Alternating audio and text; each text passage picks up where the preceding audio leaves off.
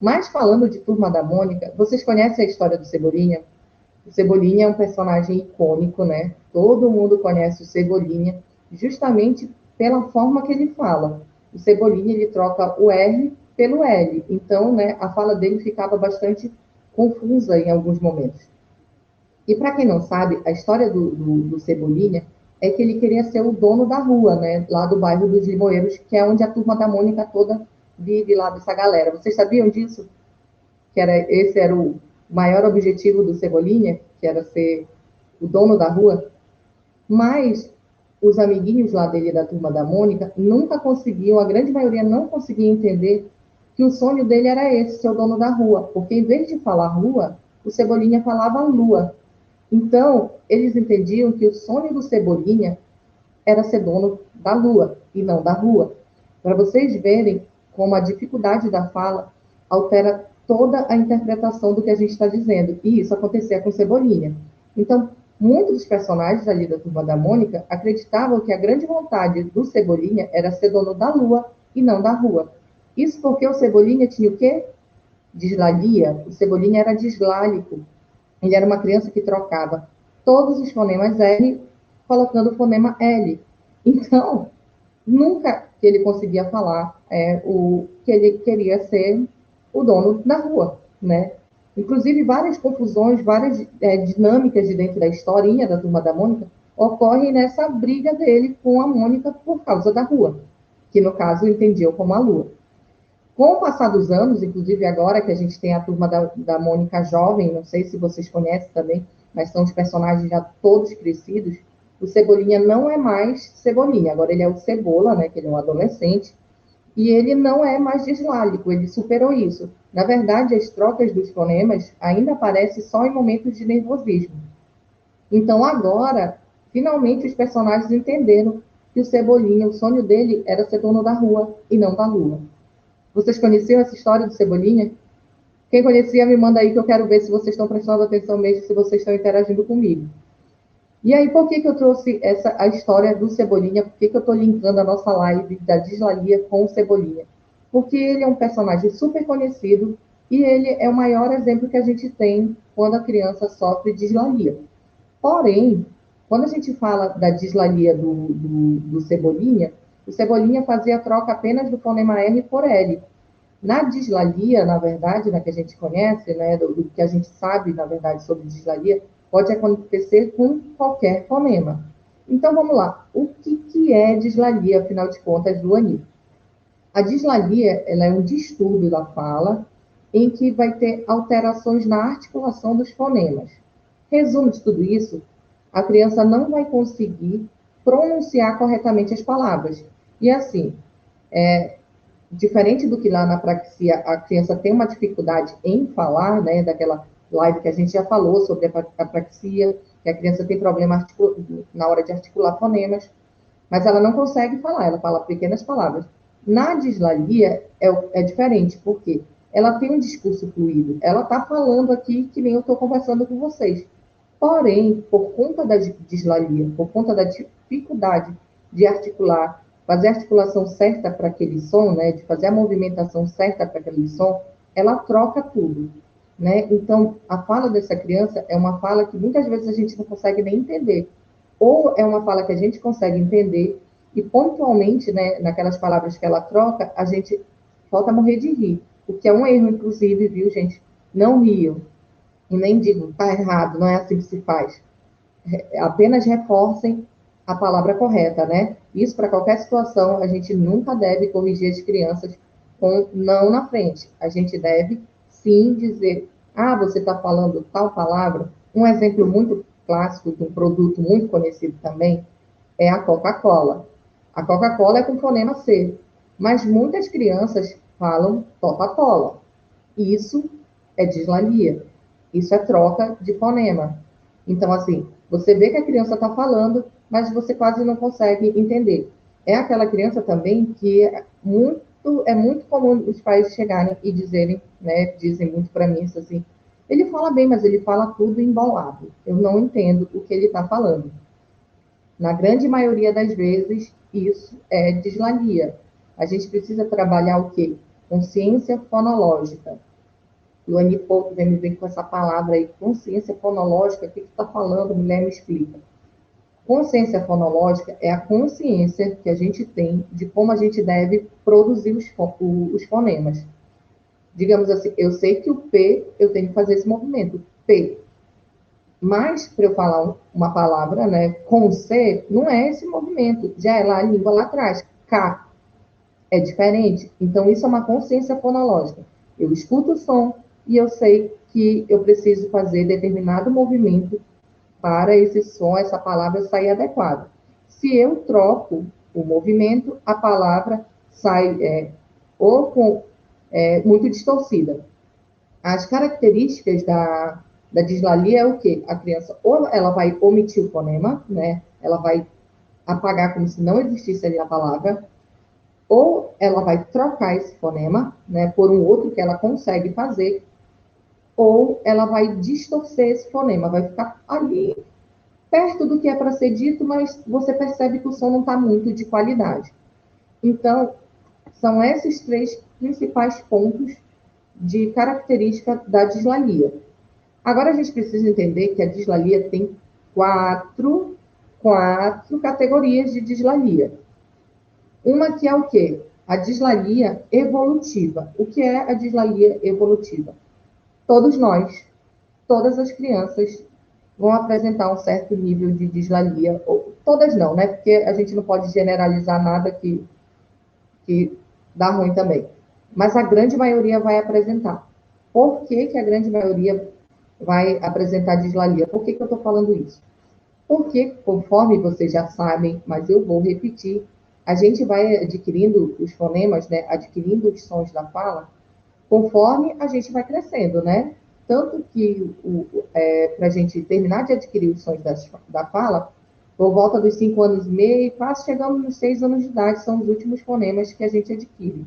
Então, antes disso, é muito comum, né, acontecerem os erros na hora de falar as palavras, de trocar, porque a criança ainda não tem aquele som para produzir, então ela acaba trocando, acaba fazendo uma dislalia. Só que essa dislalia é considerada normal. É considerada normal até quando? Chutem. Não é nem lá no final e nem lá no início, né, do que é esperado de aquisição dos fonemas. Até em torno dos 4 anos de idade, a gente aceita essas alterações, né, essa dislalia como sendo a dislalia evolutiva. Depois disso, já não é mais aceito, já precisa de tratamento. Mas aqui tem um adendo, né? Vale uma ressalva, que é o quê? Assim como eu estou falando para vocês que a gente vem adquirindo os fonemas, né, os sons da fala, de acordo com que a criança vai crescendo, os primeiros fonemas por volta dos 12 meses, os últimos fonemas por volta de 5 anos e meio, quase 6. Alguns erros, né, que são de dislalia, não são aceitos mesmo antes de 4 anos de idade. Porque se é para criança, digamos ali, no início da fala, já está falando PNB, um exemplo aqui, mas ela continua trocando esses sons em palavras pequenas, digamos, pão, ela só fala está com 3 anos falando por exemplo. Ou em vez de falar pão, ela fala bão, né? Ela troca por outro fonema, isso já não é mais aceito, isso precisa ser visto. Então, assim, para a gente ter uma ideia melhor do que é aceito e do que não é aceito dentro da dislalia evolutiva, primeiro a gente tem que entender sobre os marcos do desenvolvimento da fala, que eu já falei várias vezes aqui para vocês, tem post no feed sobre o que é esperado para cada idade, e a gente tem que entender se, de acordo com os marcos, se ainda é esperado ela não fazer aquele fonema, trocar aquele fonema, omitir aquele fonema, ou se ela já está fazendo uma dislalia que não é mais evolutiva, né? Que aí entra a dislalia propriamente dita, que é o quê? A dislalia funcional. Então, falei da dislalia evolutiva, agora o segundo tipo de dislalia, que é a dislalia funcional. A dislalia funcional é justamente essa que ocorre fora do que é esperado, né, do desenvolvimento. É aquela que já era para a criança estar falando, ainda assim ela continua trocando. Depois dos 4 anos de idade, ela ainda continua tendo muitas trocas, né, nos fonemas. E aí, essa dislalia, a pronúncia da criança é muito ruim. Tem muitas trocas, então ela está falando coisas que saem totalmente do contexto. Então, digamos assim, o totatola, o tacholo, vão sendo várias trocas, e quando ela vai falando, mesmo o discurso dela sendo fluido, você pouco entende, né? Ou só entende quem convive muito, e às vezes nem quem convive muito entende do que a criança está falando. E essa dislalia, ela já precisa ser tratada o quanto antes, porque, como eu falei para vocês, a gente precisa dar consciência fonológica para essa criança, ensinar os pontos articulatórios para que ela consiga desenvolver a fala dentro do que é esperado. Então, se depois dos 4 anos de idade o seu filho ainda está falando, ele está falando bem, está falando muito, mas ele está falando com muitas trocas, né? Muitas omissões, muitos erros, como vocês chamam, isso precisa ser avaliado, precisa ser visto. O profissional que trabalha com dislalia somos nós, fonoaudiólogos.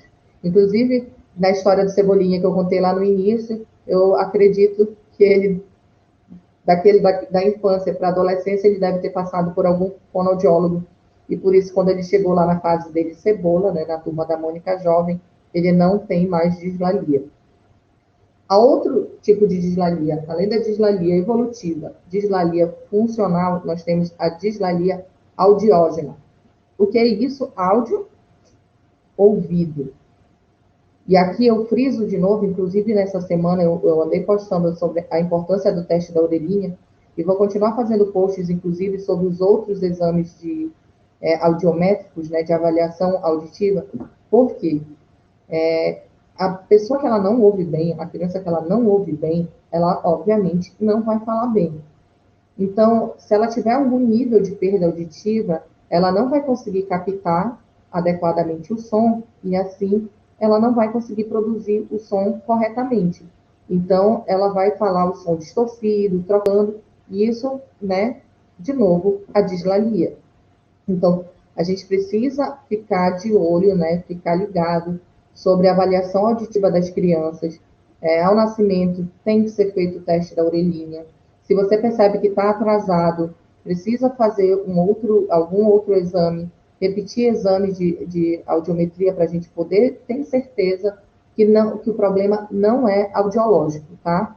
Inclusive, em todos os transtornos, um primeiro passo que a gente pede é excluir a possibilidade de perda auditiva. Porque com a perda auditiva vai justificar várias coisas, né? Atraso, transtorno, e aí a gente precisa ver a questão de protetizar, de melhorar essa audição, a forma que isso pode ser feito. Então, em qualquer transtorno, inclusive aqui nesse, a gente precisa excluir a possibilidade de perda auditiva. Na dislalia audiógena, se a pessoa tem a perda auditiva, ela vai fatalmente ser dislálica, porque ela não vai conseguir compreender bem o som e vai fazer alterar. Quando, né, nas crianças que são possíveis de protetizar, enfim, né, colocar o aparelhinho auditivo, a gente consegue reverter isso e é através de terapia. E a última, né, dos quatro tipos de dislalia é a dislalia orgânica. O que é isso? É aquela criança ou até mesmo aquele adulto que tem dificuldade na articulação dos sons, né, da fala, que tem essa fala distorcida, né, porque tem alguma lesão cerebral ou houve algum problema físico, digamos, teve alguma alteração no desenvolvimento da boca e por isso ele não consegue articular o fonema, fazer o movimento, né, da articulação para produzir o fonema, e ele acaba fazendo adaptações e falando do jeito que consegue. Então, a orgânica, né, é a mais difícil de tratar, às vezes a gente, né, nem consegue resolver, em alguns casos, né, a gente consegue dar uma melhorada, mas não resolve porque é uma coisa física, né? Se a gente não tem como resolver o problema, então, né, o foco do problema, a gente não tem como resolver a dislalia, que seria uma coisa secundária. Mas, esses são os 4, né? Mas o nosso foco hoje é qual, então? A dislalia evolutiva e a dislalia funcional.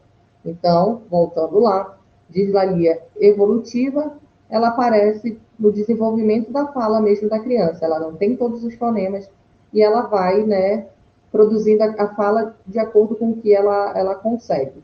E essa dislalia ela vai se resolvendo conforme a criança vai adquirindo os fonemas, mas se a criança está depois dos 4 anos de idade, continua fazendo trocas, omissões, com uma fala assim muito embolada, essa já é uma dislalia funcional. Ela precisa ter consciência fonológica, ela precisa de terapia, precisa de ajuda para poder aprender a fazer o movimento correto para produzir o som. Inclusive, vou falar aqui que os hábitos deletérios de sucção, que vai ter uma live sobre isso, que é o uso de chupeta, chupadeiro, chupapano, essas coisas, esses hábitos assim, eles são um dos motivos de causar dislalia, porque eles acabam alterando o ponto articulatório. Então, a criança, mesmo falando bem, né, falando bastante, pela distorção, né, pela alteração do ponto articulatório, a fala dela começa a ficar, acaba ficando sem muita compreensão, né, ininteligível, que a gente fala. E aí precisa de ajuda também. Então, fiquem ligados para essa live que vai ser muito legal, muito importante, sobre os hábitos deletérios de sucção, que a gente nem imagina que atrapalha, mas atrapalha em muita coisa. Então, de tudo isso que eu falei para vocês aqui, qual que é o tratamento? Fono. A gente precisa, né, avaliar essa criança, ver a questão, como é que está a musculatura, como é que está esse crescimento facial. A gente precisa ver, né, através da avaliação, o tônus, quais são as trocas que essa criança faz, se são trocas mais simples, se são trocas mais complexas, se as omissões são muitas ou poucas, para poder a gente determinar, né, e fazer um plano de tratamento para a gente conseguir ir aos poucos alcançando os objetivos na melhora dessa fala, que é com que? Com terapia, com muito exercício. Então, esse distúrbio da fala, que é a dislalia, que é o distúrbio do Cebolinha, ele é super tratável, mas ele requer realmente muito exercício e muita terapia. Vocês estão conseguindo acompanhar? Quem está entendendo o que eu estou dizendo, me diz sim aí. Dá um oi, dá um tchau. Uma fogueirinha para parecer que é sinal de fumaça.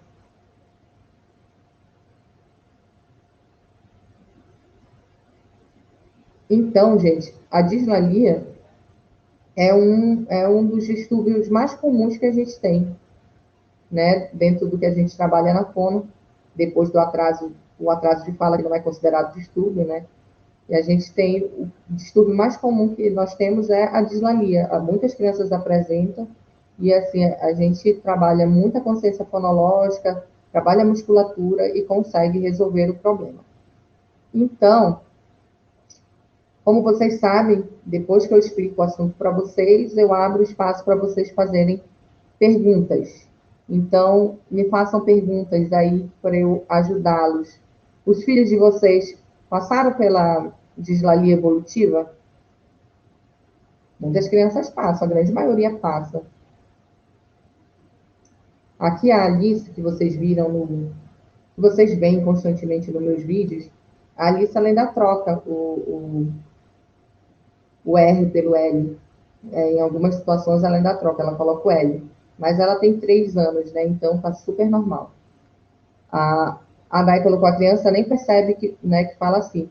Depende da idade. Quando a criança é muito pequena, ela não percebe. Mas quando ela chega aí por volta dos 4 anos, né, que é a idade que a gente está falando, ela já tem mais noção das coisas, né? Ela tem mais noção sobre si própria. Então ela percebe sim. E aí, em muitos casos ela fica até com vergonha de falar, se irrita. E ainda mais porque, né, começa a virar uma grande brincadeira. E isso é uma bandeira que precisa ser levantada, né? Nenhum distúrbio de fala é brincadeira. Então, não façam, não achem bonitinho, não achem legal, não ficam repetindo a forma errada que a criança fala. Porque assim, né? Às vezes a gente perde a mão. A grande maioria das vezes a gente perde a mão da brincadeira e, na verdade, a gente está magoando profundamente aquela criança. E ela começa a entender que ela não tem que falar, porque se ela falar, vão estar rindo dela, ela está sendo piada, então não é legal. A Carla Andressa falou, a irmã dela. Sério, Carla, até que idade ela fez? Ficou trocando. A Dai está colocando aqui que a Alice direto coloca fala tia fala tia, para tia, quer dizer, né? Na hora de para tia, a Alice fala fala tia. Cadê os questionamentos?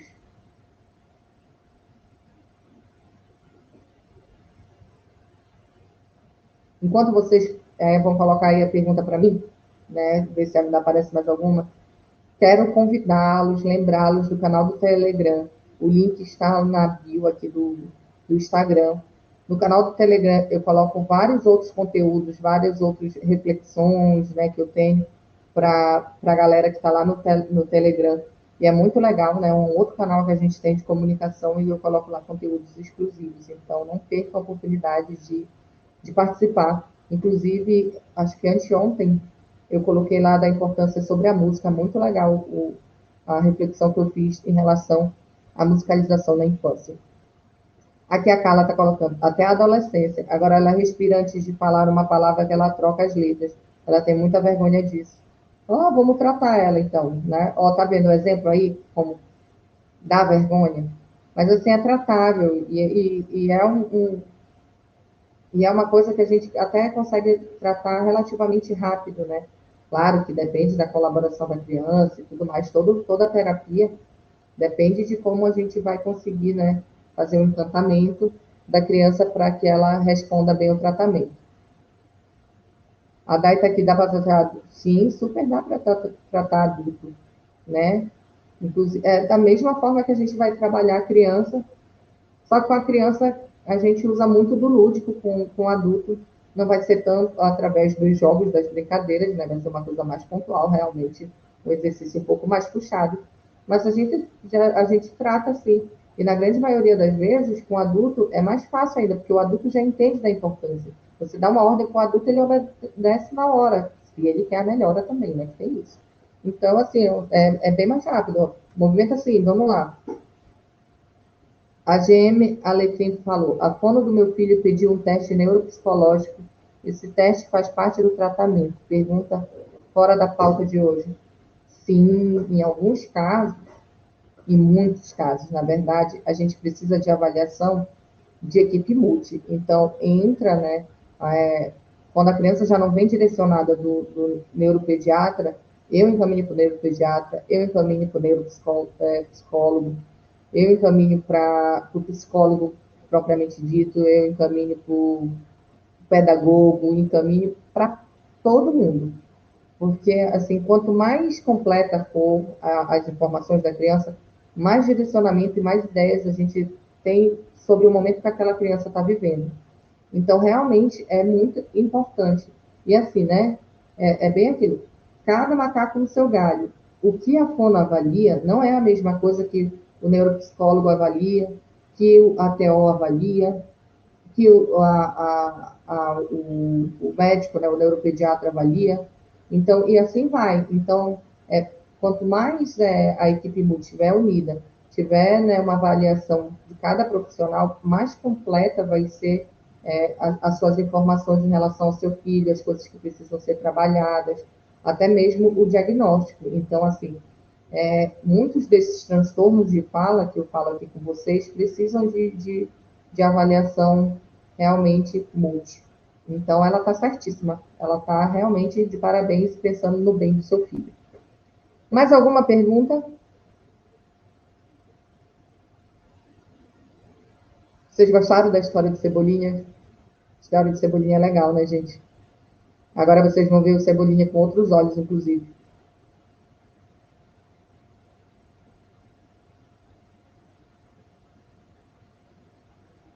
Enfim, gente. Então, né, para finalizar a live de hoje, vocês estão caladíssimos. Vamos lá rever os 4 tipos de dislalia. A dislalia orgânica, que é aquela resultante de alguma alteração física, uma lesão cerebral, alguma má formação na região da boca, que isso altera o ponto articulatório, então acaba que o adulto, a criança, enfim, fala do jeito que dá e acaba apresentando dislalia, muitos sons distorcidos. Temos a dislalia audiógena, que é de fundo auditivo, pessoas, crianças, né, adultos que têm perda auditiva, por não conseguirem captar o som adequadamente, eles também não conseguem fazer a imitação, a reprodução do som de forma adequada e acaba, né, fazendo as trocas, as omissões, as distorções, né, que é característico da dislalia. Nós temos as duas mais, né, rotineiras, que são a dislalia evolutiva, que a criança apresenta conforme ela vai adquirindo os fonemas, porque a gente começa a adquirir os fonemas por volta dos 12 meses de idade, mas finaliza a aquisição desses fonemas por volta dos 5 anos e meio, quase 6.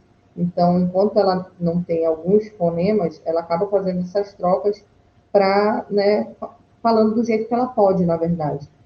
E a gente aceita isso até por volta dos 4 anos, com o adendo de que se ela ainda está fazendo trocas de alguns fonemas que já era esperado para ela estar fazendo super bem, mas está alterado, isso já é um alerta, a gente já precisa rever. E a dislalia funcional, que são essas crianças, né, crianças ou adultos, que a gente fala um pouquinho de adulto aqui também, que apresentam essa fala alterada, muitas trocas de sons, a gente não consegue entender muito bem a fala, porque tanta troca que sai muito do contexto do que a criança está dizendo.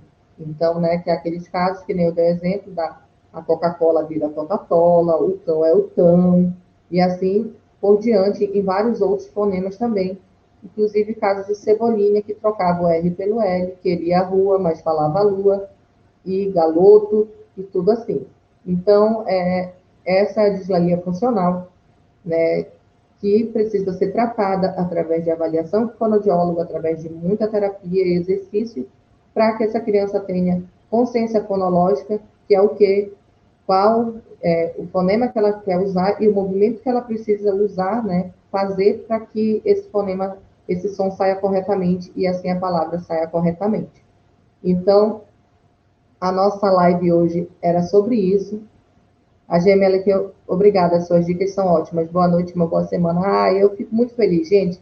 Eu recebo os directs de vocês, né? E eu fico muito feliz quando vocês me fazem esses elogios, porque dão todo sentido para o que eu estou fazendo aqui. E aí eu me empenho em fazer mais, porque, inclusive, esse é uma das formas da gente se comunicar. Inclusive, essa é uma das formas de estímulo de fala com criança. Quando você valoriza, né, quando você coloca seu filho em posição de falante, quando você valoriza a forma que ele está se comunicando com você, mesmo que seja através de gestos, a cada vez que você faz isso, na próxima vez ele vai tentar se empenhar mais para falar melhor, para fazer melhor. E a mesma coisa, é o mesmo sentimento que eu tenho. Quando vocês vêm, me elogiam, diz que eu ajudei o filho, de alguma forma ajudei o filho de vocês, que acendeu uma luz aí, que está direcionando mais, né? Inclusive, as mães lá do método, né, que estão participando da minha turma do método, elas me mandam isso diariamente, falando, nossa, Lô, porque eu não te encontrei antes, como que eu não tinha essa visão? E isso me faz querer melhorar, né? Isso melhora a minha comunicação com vocês. Então, muito obrigada.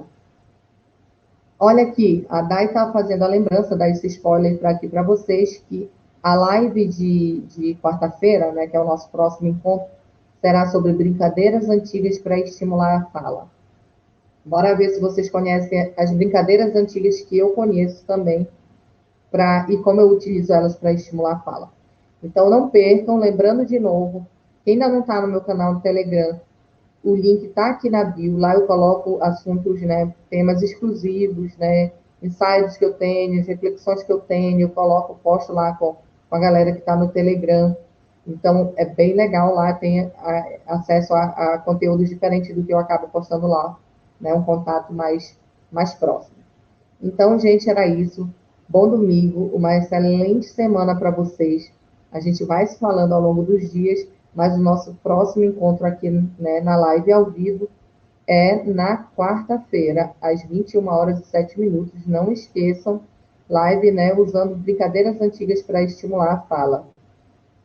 Aqui, ó, eu vou só parar para a GM Alecrim, que ela colocou mais um comentário aqui, que o filho dela tem uma deformidade na boca. Ela descobriu na sexta, na consulta com o odonto. Excelente. Aqui vai outro ponto do que por que a gente precisa levar as crianças em consultas de rotina com o dentista. A gente tem o hábito, eu vejo, levam no pediatra e show de bola. mas a gente esquece das outras áreas de atuação que são importantes para avaliar o desenvolvimento da criança, inclusive a odonto, só leva quando dá algum problema. E eles precisam ir em consulta de rotina.